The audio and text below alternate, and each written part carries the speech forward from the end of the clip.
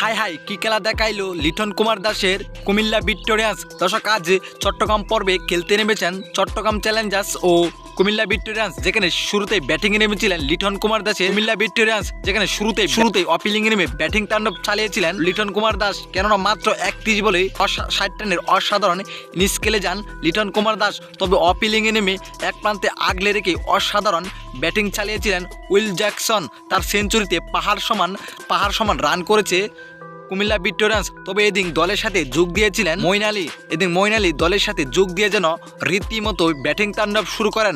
শেষ দিকে will Jackson ও মঈন আলীর দুর্দান্ত ব্যাটিং তাণ্ডবে পাহাড় সমান রান টার্গেট দেয় কুমিল্লা ভিক্টোরিয়ান্স। তবে এদিন বাজে বোলিং করেছিলেন চট্টগ্রামের বোলার আলামিন হোসেন। কেননা মাত্র 4 ওভার বল করে 59 রান খেয়েছিলেন তিনি। তার এমন বাজে বোলিংয়ের কারণে পাহাড় সমান রান টার্গেট দিয়েছে কুমিল্লা ভিক্টোরিয়ান্স, নয়তো অল্প রানই এটকে যেতেন কুমিল্লা ভিক্টোরিয়ান্স।